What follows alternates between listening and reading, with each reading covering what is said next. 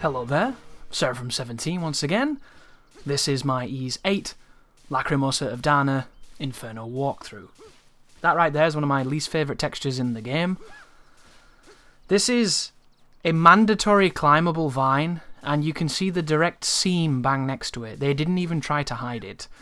It's one of the first things you learn about modelling and, more key, texturing a model when it comes to tiling a surface.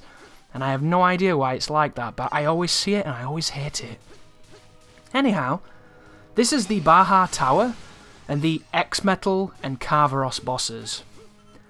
So, immediately in this dungeon, we're fighting X-attackers, and they fight the exact same way as they did... Uni-attackers. They fight the same way they did the first time we met them with Dana. However now, they drop the Tactite resource and the Essence Stone. Or Essence Stone, Iron Ore, and Tectite Ore. All three of those things that they drop are resources to help you get your weapons in line with where they need to be in this part of the game. I really like this dungeon because fundamentally most of the enemies in it are fun to fight. The big guy is a bit tanky and I usually avoid him, but the attackers themselves I have a good time with, and then the bosses are really fun. In this room here, there are a handful of areas you can get to once you get the double jump, but we'll only be getting the double jump after we fight the sub-boss, so get ready for that. But these creatures here, these are the things that I called an earring that fires lasers. They're essentially a turret. They will sit around waiting for you to get into range, and then they'll start shooting a phalanx of bullets at you. And they're pretty weak, so you can just deal with them pretty quickly. And it all kind of falls into line. They put them to be more of an environmental hazard than anything else. And all you have to watch out for is the attacker guys, because they will always lead with that thrusting attack.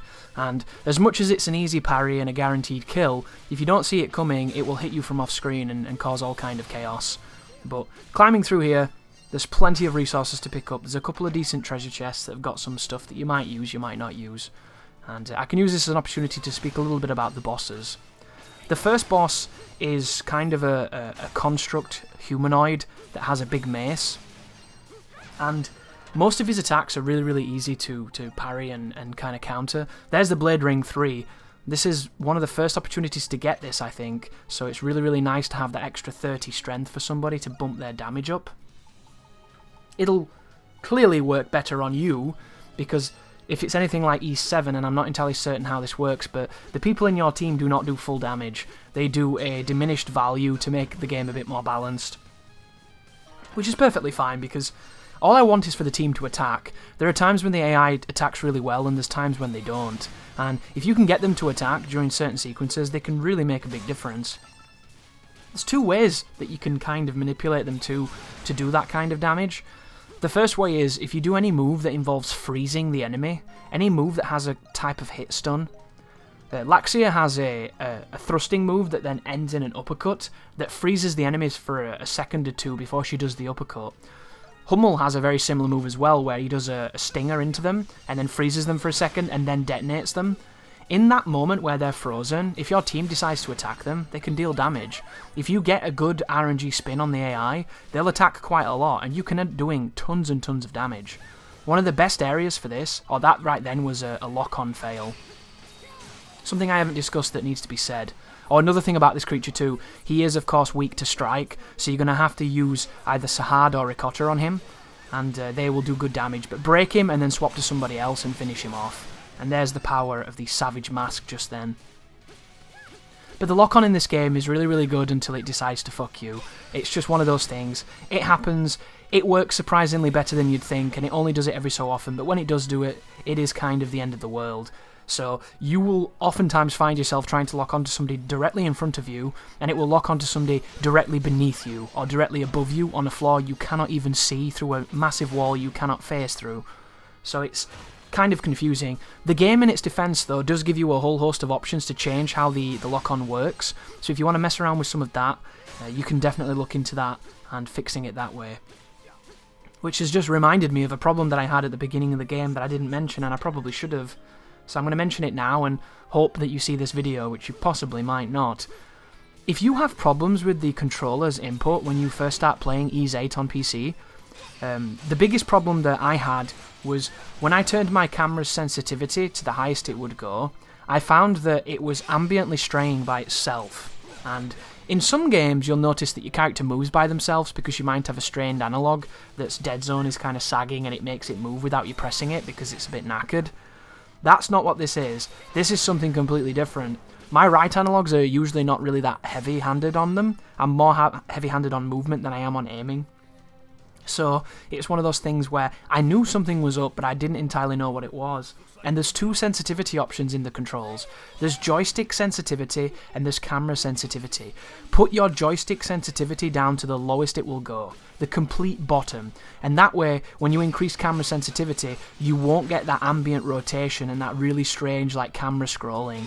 And when I first played this game and that was happening, I was really upset because I thought the game had a ton of potential. I knew I was going to have a good time with it, but I couldn't stand the camera moving by itself. It was really disorientating and it was just pissing me off. And luckily, I managed to find that option and it worked just as I thought it would and just as it should, and it made it much better.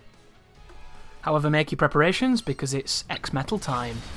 So Exmetal is level 43, and he likes to open up with either his horizontal slash or his overhead, which ends in a slam.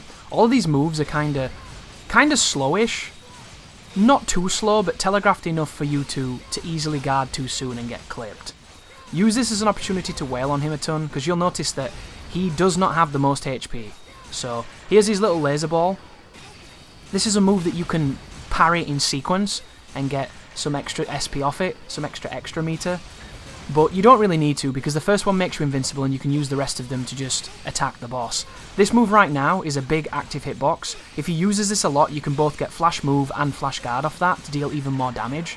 But as you can see, I've already got him to his last part of his HP. I'm going to go into my extra move with my damage boost from the crits of getting a guard. And then at the end of this, we're just going to stack whatever invincibility we can to finish him off. And he's going to start using his eye laser, which has a very early evade. Did you see that, guys? I evaded before the explosion even happened. That is the only move he has that has awkward timing, truly awkward timing. So make sure you're a little bit soon on it or you'll get hit every time. It's the only real thing that should trip you up. But once you've demolished him, you get the Archaeopteryx wing, which is the double jump ability that Dana had in the past. So I'm now going to go to my adventuring gear and swap out my floaty shoes for the double jump. And then you can go back now and get a couple of chests if you want to, but you don't have to, and it's going to enable us to continue up the path that we were on before we hit the crystal and fought the boss. So the boss coming up, Carveros, is one of my favourite bosses in the game because I think he showcases just how cool the game can be when it's not being bullshit.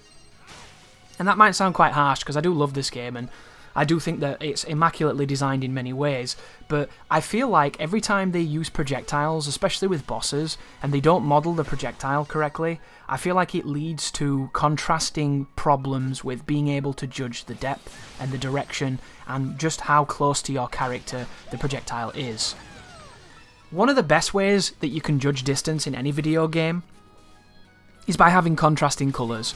Have something that stands out against the background so you never ever have any ambiguity about where it is on the screen. The second best way you can usually use to give the player the illusion of depth is to give the item a shadow, so that even if they can't fully track where the object is, if it's above them or beneath them, they can at least look at the point of the world that never changes, which is indeed the floor, right? With those two things together, generally you'll have a decent time. The third way, which is the easiest way for people to be able to tell depth, is if the camera changes to a more two-dimensional perspective to give you an advantage at understanding your positioning in relation to the damage. These are things that the previous Ys games did very well because their camera wasn't three-dimensional, their camera was scripted. One of their cameras was almost isometric, isn't it? You know, some of the older ones where you couldn't not see the projectiles because the camera was designed perfectly to simulate almost a shmup environment and give you a kind of bullet hell pattern. Not all of them are created this way, and you can learn them and you can have success, but there are some that are just way more difficult than others. And the boss coming up is an example of one of the areas where I feel like it's not a problem at all. And the bullets aren't modelled, they're still just balls of energy instead of being tangible, polygonal models to make it a little bit easier. So most of the usual rules for the projectiles in boss fights being kind of garbage and awkward to parry, until you learn them and then they get easier of course, is kind of thrown out the window on this one, because this is one of the areas where I never had a problem. And this could be my ability to judge depth. It 1000% could be. Maybe you've never had a problem and you don't understand what I'm talking about. But because it is a problem, and it's definitely showcased in the final boss is the worst example of it on the Phase 2 section. And if you know what I'm talking about, you must understand what I'm trying to get at here. But the boss coming up, I think, is the best example of it. And if you're a fan of these bullet hell elements and these shmuppy elements of the fights, where there's a lot of bullets on the screen, there's a lot of lasers that are crisscrossing, and a lot of opportunities to, take damage or avoid damage, depending on how you use the systems, then Ys VII has a couple of big bosses in its dungeons that are definitely that way tiered. There is a lava boss that is 1000% bullet hell. There is a bird boss that is just the same. Like, they definitely went hard on some of these shmup elements, and I really appreciate them when they're done well. And this boss coming up is done exceptionally well, I think. I'm going to be using the Eagle Fencer, because 2 times flash move is going to enable me to get tons and tons of invincibility. And if you have trouble with the boss coming up, it means that you're not using your flash moves. Between Flash Move and Flash Guard, you're going to be spending most of this fight invincible, so it doesn't matter that the screen has 1,000 bullets on it and several lasers sweeping back and forth and fire breath and all kinds of stuff happening, because you'll be invincible for most of it. And this is where the Cyveria influence is really strong, because we're essentially going to carry a single piece of invincibility into whatever the next hazard is. We're going to hug that hazard, get the next invincibility, and then sweep into the next one, and it's just going to be a sequence of immunity until the boss is stunned, then we'll cash in damage, and then we'll try and get that first flash guard, that first flash move, and then from there we will actively hunt out the next hazard, and we will just repeat until he dies. And if you do it the way that I'm about to show you, you'll have a really, really quick time with this boss. If you don't, then this boss is going to be one of the toughest in the game. For instance, if you were doing a challenge run where you don't use flash move and you don't use flash guard, I imagine this fight is going to be quite the coordination nightmare. You're going to have lots of things to keep track of, lots of opportunities to take hits. It'll be very difficult, but... That right there, did you see that? The crazy ground slam she does? I believe that move is an aerial move, but sometimes you get it with Rikoto when you're on the ground, and I have no idea why. It's one of the areas of a character that I find really confusing, because it's a double-sided sword, you see. It's a fast attack, and fast attacks that are quite exploitable and spammable can be really good damage dealers, but that move misses more times than it hits, so it completely neutralises any utility it could have had, which is kind of stupid. And then we unlock the Bandit tackle, which is kind of a spammable move, and I don't really know what it does, but if you look at its description, it mentions being able to tackle items out of enemies or something like that, but I've never really seen that happen. It's not a move I understand too well, but it's a move that I'm going to be using because it's fast, and fast is always good. But I like this area because it's enemies that are fun to fight, it's a very mild puzzle that engages your brain without being too arduous, and then at the end of it we're going to get a save crystal and a boss fight that's pretty challenging. But here are some bullets. But did you see these bullets? These bullets are energy bullets, so they're not technically modelled either.